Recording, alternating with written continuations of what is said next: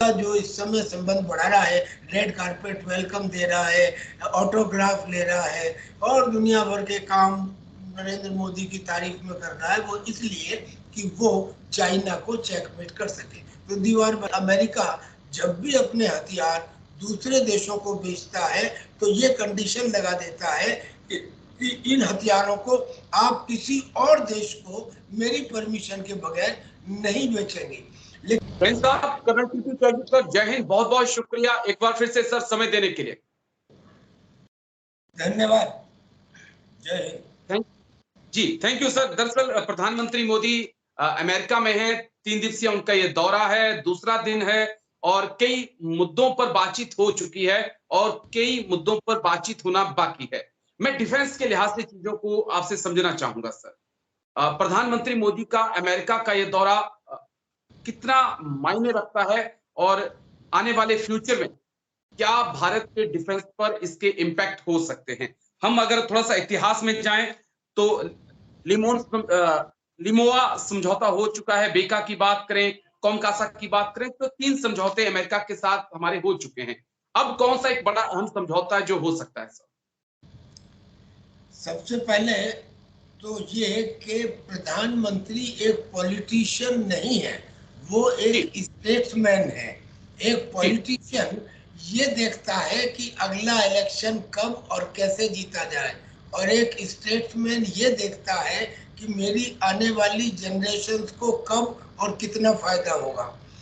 अब योग के बारे में उन्होंने 2014 में एक विजन, एक फोरसाइट रखी और ऐसा फील्ड चुना जिसका दुनिया में कोई प्रतिद्वंदी ना हो, और अब अपनी विजिट अमेरिका में इस तरकीब से फिट की कि 21 जून यानी कि इंटरनेशनल योगा डे उनकी विजिट के दौरान आए, पूरी दुनिया को संदेश दे दिया। आपने ठीक कहा, 2016 में एक्सचेंज ऑफ लॉजिस्टिक्स का एक एग्रीमेंट हुआ था। 2018 में एक्सचेंज ऑफ टेक्निकल इंफॉर्मेशन का एक एग्रीमेंट हुआ था। 2020 में बीका यानी कि बेसिक एक्सचेंज कॉपरेशन एग्रीमेंट हुआ था, जो मैप एक्सचेंज के लिए था, इंटेलिजेंस गैदर करने के लिए था। अब जो समझौता है वो समझौता टेक्नोलॉजी ट्रांसफर के लिए है, और इस समझौते में अब 2 पॉइंट हैं। दो, वैसे तो बहुत समझौते हैं लेकिन 2 का जिक्र करना चाहूंगा। एक तो तेजस और दूसरा डीपर लोन। जो तेजस है आप देखिए 73% इंडिजिनस है और 23% उसमें इंजन कंपोनेंट है।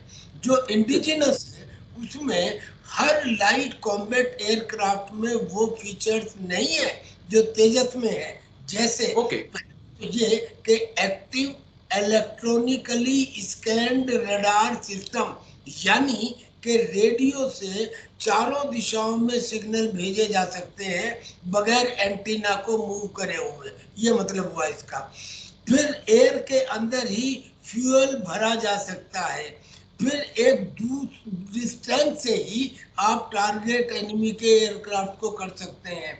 फिर ये डेक के ऊपर एम्प्लॉय किया जा सकता है।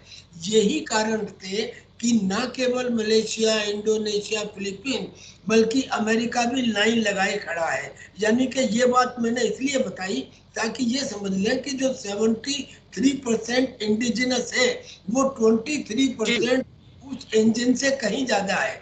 अब इंजन में क्या है, इसको मार्क 2 जो बनाने वाले हैं उसमें ये लाइट वेट है और इसका जो थ्रस्ट कंपोनेंट है वो करीब 98 किलो न्यूटन है, यानी कि थ्रस्ट ज्यादा है, वजन कम है। It gives the advantage. इस एडवांटेज के साथ अगर टेक्नोलॉजी ट्रांसफर होती है, और जो हो रही है, जिसका समझौता हो चुका है, सिर्फ कांग्रेस का होके आना बाकी है, इसका मतलब ये होगा कि हम तेजस एयरक्राफ्ट को, जो लाइट कॉम्बैट एयरक्राफ्ट है, जो ऐसा टैक्टिकल एयरक्राफ्ट है जिसका कोई सानी नहीं है, जो सुपरसोनिक स्पीड का है, उसको दुनिया के सारे देश इसलिए खरीदेंगे क्योंकि कोई दूसरा उसका विकल्प है ही नहीं। और यही कारण है कि अमेरिका खुद उसको खरीदना चाहता है, नंबर 1। और जब डिफेंस प्रोडक्शन हमारे यहाँ होगी तो हमको उसका फायदा भी होगा। और अमेरिका को उससे ये फायदा है कि इस समय वो फाइनेंशियल क्रंच में चल रहा है, तो उसको वो पैसा हिंदुस्तान से मिल जाएगा। अब रीपर ड्रोन, जब हमारे यहाँ सर्जिकल स्ट्राइक हुई थी तो उस समय पूरी रात इस बात का डर था कि अगर ये फेल हो गई तो, अगर पता चल गया तो, क्योंकि हमको एग्जैक्टली लॉन्चिंग पैड्स की लोकेशन का नहीं मालूम था। कारगिल में भी जब हमने अपनी पाकिस्तानी आर्मी की लोकेशन के लिए अमेरिका से मदद मांगी तो अमेरिका ने मना कर दिया था। अगर इन दोनों सिचुएशन में हमारे पास ये प्रीडेटर MQ-9 ड्रोन होता तो जो इंटेलिजेंस, रिकॉग्निशंस और सर्विलेंस के अंदर एक्सेप्शनल है। देखिए, किसी टारगेट का आइडेंटिफिकेशन उतना ही इंपॉर्टेंट है जितना उस टारगेट को ध्वस्त करना। तो करेक्ट आइडेंटिफिकेशन के लिए ये काम है। और प्लस एडिड एडवांटेज ये है कि इसमें हेल फायर मिसाइल भी है, ये सैटेलाइट से कंट्रोल भी किया जा सकता है और फिर ये प्रिसाइज भी है। तो इस वजह से ड्रोन का लेना और इधर ये इंजन का एग्रीमेंट होना, ये विन विन सिचुएशन है अमेरिका और इंडिया दोनों के लिए। मैं थोड़ा और चीज समझना चाहता था दरअसल कर्नल टीपी त्यागी आपसे, क्या हमें 31 ड्रोन का समझौता हो चुका है? क्या ये 31 ड्रोन ही मिलेंगे? क्या हमें जो 400 इंजन या 200 इंजन JE-404 जो भी इंजन है वो हमें चाहिए, क्या वो ही मिलेंगे या हमें इनकी तकनीकी समझना चाहता था सर, ट्रांसफर ऑफ टेक्नोलॉजी, यही तो इम्पोर्टेंट है। देखिए, बल्कि मैं एक डायमेंशन और ऐड करता हूँ। हमारा रशिया के साथ में एक 2030 तक military to military cooperation agreement हो चुका है। इस एग्रीमेंट में क्या है कि अगर T-14 अर्माटा टैंक हिंदुस्तान में बनेगा तो टेक्नोलॉजी ट्रांसफर होगा, यानी कि हमारे पास रशिया की टेक्नोलॉजी आ गई। ऐसे ही ये जो समझौता है, इस समझौते के अंदर टेक्नोलॉजी ट्रांसफर इन्वॉल्व है। इसमें एक कंडीशन रहती है। कंडीशन क्या है कि अमेरिका जब भी अपने हथियार दूसरे देशों को बेचता है तो ये कंडीशन लगा देता है कि इन हथियारों को आप किसी और देश को मेरी परमिशन के बगैर नहीं बेचेंगे। लेकिन कम से कम अब उनको बना तो सकेंगे और वो परमिशन भी मिल जाती है। जैसे F-16 को अमेरिका ने यूक्रेन को देने की परमिशन नेटो देशों को दे दी है, तो वो कोई बड़ी बात नहीं है। तो इसलिए टेक्नोलॉजी ट्रांसफर इज इनबिल्ट, यही तो इम्पोर्टेंस है। वरना हमारे पास जो प्रेजेंट इंजन है that is quite alright, it is only little advantage, but because with technology transfer. और फिर इसके बाद ये तो 4th जनरेशन है, इसके बाद हम 5th जनरेशन पे काम कर रहे हैं। अगर 4th जनरेशन की टेक्नोलॉजी हमारे पास आ गई तो हिंदुस्तान के जो IT एक्सपर्ट है they are very quick at uptake, वो 5th जनरेशन की टेक्नोलॉजी स्वयं ही डेवलप कर लेंगे। So it is good from our point of view. एक चीन की तरफ से भी पॉइंट आया, उन्होंने कहा कि अमेरिका भारत को हमारे खिलाफ एक दीवार के तौर पर इस्तेमाल करना चाह रहा है, लेकिन भारत कभी भी अमेरिका की जगह नहीं ले सकता क्योंकि हम दुनिया का सेंटर हैं और हमसे ही दुनिया भर में जो सप्लाई है वो जुड़ी हुई है और अगर भारत चाहता भी है तो वो कभी बन नहीं सकता। देखिए, उसने जो चीन ने 2 बातें कही, उसमें पहली बात तो उसने सच कही। पहली बात उसने कहा कि अमेरिका भारत को चीन के खिलाफ एक दीवार की तरह इस्तेमाल करना चाहता है। माने या ना माने, सच तो यही है, क्योंकि वो जो भारत के साथ अमेरिका जो इस समय संबंध बढ़ा रहा है, रेड कारपेट वेलकम दे रहा है, ऑटोग्राफ ले रहा है और दुनिया भर के काम नरेंद्र मोदी की तारीफ में कर रहा है, वो इसलिए कि वो चाइना को चेकमेट कर सके, तो दीवार बनाना चाह रहा है। दूसरी बात चाइना ने कही कि भारत वो सप्लाई चेन डेवलप नहीं कर सकता जो चाइना की सप्लाई चेन है। ये बात जो है ये चाइना कह रहा है, लेकिन बदलते हुए परिवेश में ये सप्लाई लाइन भी बदलती हुई दिखाई दे रही है। क्योंकि जो नेटो कंट्रीज हैं, वेस्टर्न कंट्रीज हैं, नाउ दे आर फाइंडिंग कि हिंदुस्तान का इंफ्रास्ट्रक्चर अगर चाइना के बराबर नहीं तो करीब करीब चाइना के बराबर होता जा रहा है। ईज ऑफ डूइंग बिजनेस यहाँ पे ज्यादा है और यहाँ पे सिक्योरिटी भी ज्यादा है। एंड बिसाइड्स दैट एक फैक्टर जिसे सबसे ज्यादा इंपॉर्टेंट कहा जाता है दुनिया में, that is known as the trust factor. हमें अमेरिका के ऊपर ट्रस्ट हो या ना हो, लेकिन अमेरिका को या किसी भी और देश को भारत के ऊपर ट्रस्ट है। तो यहाँ का trust factor, development in infrastructure, ease of doing business, यानी कि सप्लाई चेन में भी जो चाइना का इमेजिनेशन है वो कुछ हद तक ब्रेक होने वाला है। जी, मैं एक चीज और, थोड़ा सा कड़वा सवाल है लेकिन मैं समझना चाहूंगा।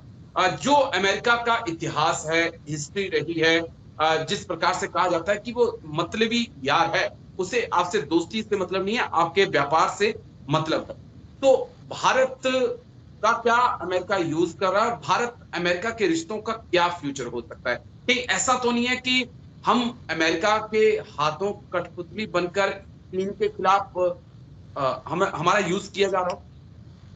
बिल्कुल बिल्कुल, ये सोचा जा रहा था और भारत ने इसमें बहुत सतर्कता से काम लिया है।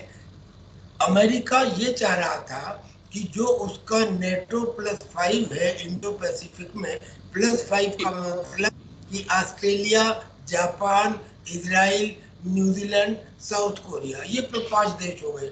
अब वो चाह रहा था कि इसमें 6वां देश हिंदुस्तान भी मिल जाए।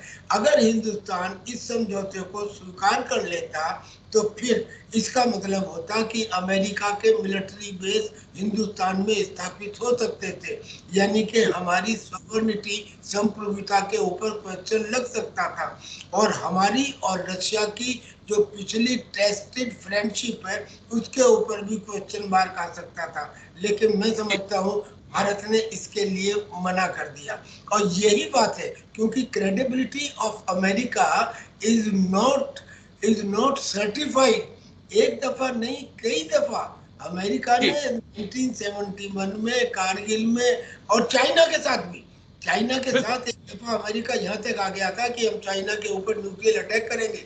ये तो बाद में निक्सन ने पूरी दुनिया का दरवाजा चाइना के लिए खोल दिया, जिससे उसकी ग्रोथ हुई। अफगानिस्तान में भी कि अफगानियों के साथ उन्होंने तालिबान के साथ में वो किया जिसका प्रॉमिस था, और ऐसे ही यही काम वो यूक्रेन के साथ भी है।